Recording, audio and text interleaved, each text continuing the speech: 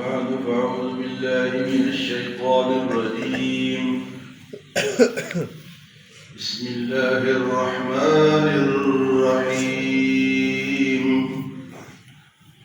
إذا جاءك المنافقون قالوا نشهد إنك لرسول الله والله يعلم إنك لرسوله والله يشهد إن المنافقين لكاذبون. اتخذوا أيمانهم جنة فصدوا عن سبيل الله إنهم ساء ما كانوا يعملون.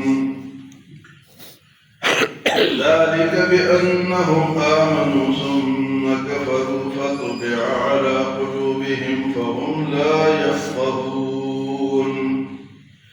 وإذا رأيتهم تعجبك أجسامهم وإن يقولوا تسمع لقولهم كأنهم خشب مسندة يحسبون كل صيحة عليهم هم العدو فاحذرهم قاتلهم الله أنى يؤفكون.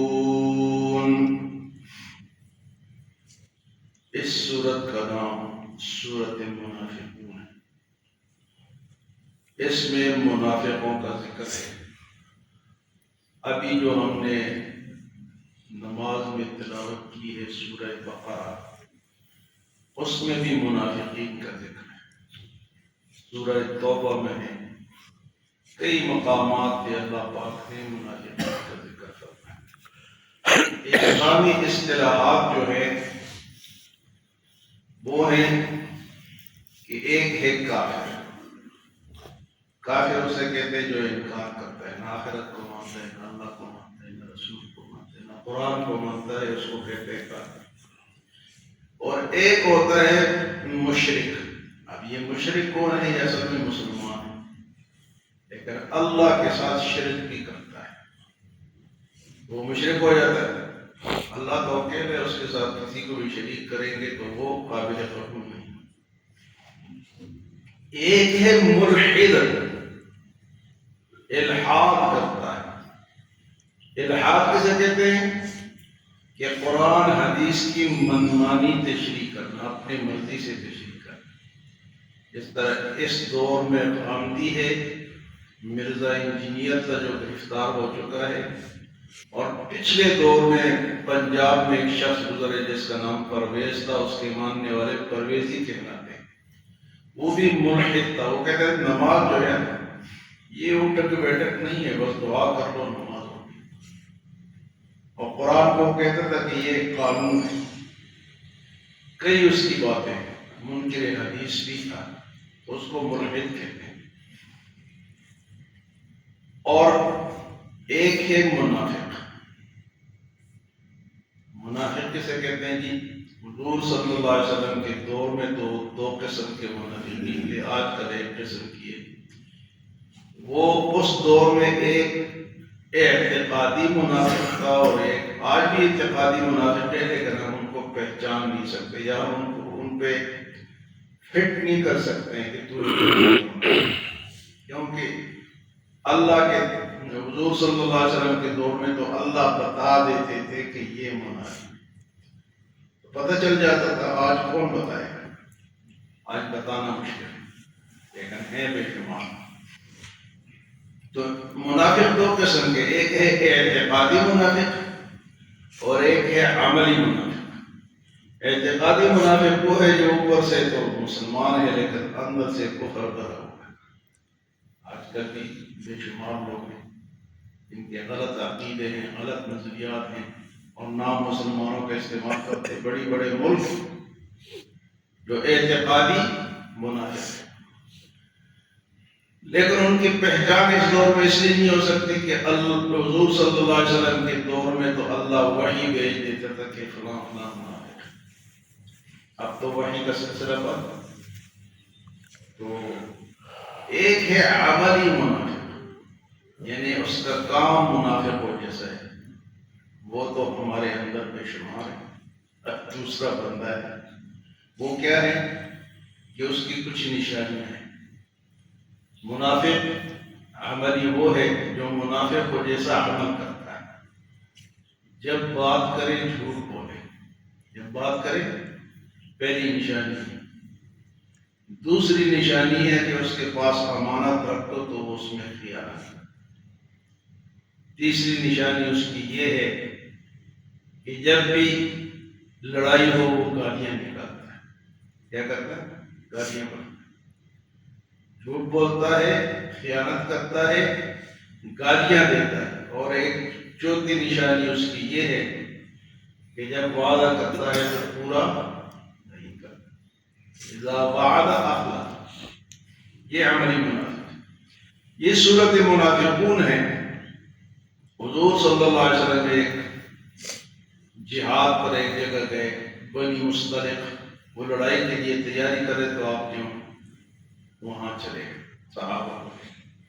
بہرحال انہوں نے شکست کھائی، آپ نے وہاں پڑاؤ کیا، اور پڑاؤ کے بعد واپس آنا تھا۔ تو وہاں ایک دو صحابہ کے آپس میں لڑائی ہو گئی، ایک پانی کے، پانی میں نے بھرنا ہے، اس نے کہا میں نے بھرنا۔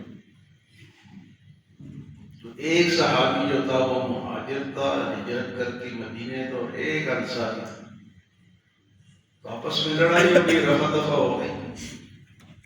تو اس دور میں منافقین نماز بھی پڑھتے تھے اور جہاد پر بھی جاتے تھے۔ نماز تو اس لیے پڑھتے تھے تاکہ ہم مسلمان کہلائیں، اور جہاد پہ اس لیے جاتے تھے کہ مال غنیمت ملے، اگر مسلمان جیت جائے تو مال غنیمت ملے۔ تو عبداللہ ابن ابی جو کہ مدینے کا سب سے بڑا منافق تھا، وہ بھی تھا، اس تک بات پہنچی کہ ایک مہاجر اور ایک انصاری لڑے۔ تو اس نے کہا تھا کہ ہم مدینے پہنچ کر جو عزت والے ہیں وہ بے عزت والوں کو مدینے سے نکال دیں گے، جو بے عزت ہوتے۔ یعنی اس کا کہنا یہ تھا یہ لوگ وہاں سے ہجرت کر کے آئے ہیں اور یہاں آ کے تڑی دکھاتے ہیں، ہم ان کو مدینے سے نکال دیں گے۔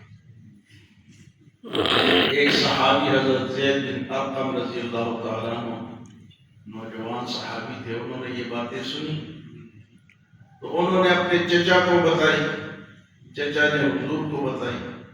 حضور نے عبداللہ ابن ابی کو بلایا، تو نے اس طرح کی باتیں کی؟ وہ صاف مکر گیا، منافق جو تھا وہ مکر گیا، میں نے نہیں۔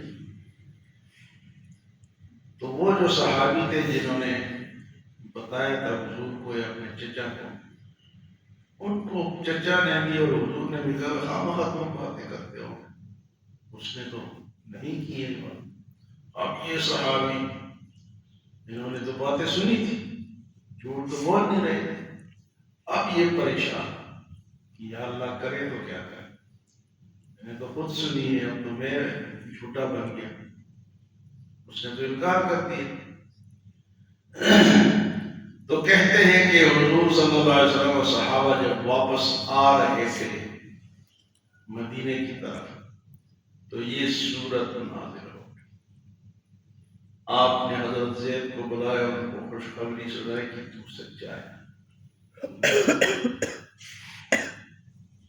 وَإِذَا جَاءَكَ الْمُنَافِقُونَ قَالُوا نَشْهَدُ إِنَّكَ لَرَسُولُ اللَّهِ، میرے نبی جواب کے پاس یہ منافقین آئیں گے اور کہیں گے کہ بے شک آپ اللہ کے رسول ہیں، وَاللَّهُ يَعْلَمُ إِنَّكَ لَرَسُولُهُ، اور اللہ جانتا ہے کہ تو اللہ کا رسول ہی ہے، وَاللَّهُ يَشْهَدُ إِنَّ الْمُنَافِقِينَ لَكَاذِبُونَ، اور اللہ گواہی دیتا ہے کہ یہ منافقین جھوٹے ہیں۔ یہ آپ کو نبی نہیں مانتے، اوپر سے مانتے، جھوٹے ہیں، اللہ گواہی دیتا ہے۔ واللہ یشہد ان المنافقین لکاذبون، اللہ گواہی دیتا ہے کہ یہ منافقین کیا ہیں؟ جھوٹے ہیں۔ اتخذوا ایمانہم جنتا فصدوا عن سبیل اللہ، دوسری ان کی خرابی یہ ہے کہ یہ قسمیں اٹھاتے ہیں کہ ہم تو سچے ہیں، ہاں جی، لیکن ان قصوں کے ذریعے سے یہ لوگوں کو اللہ کے راستے سے روکتے ہیں۔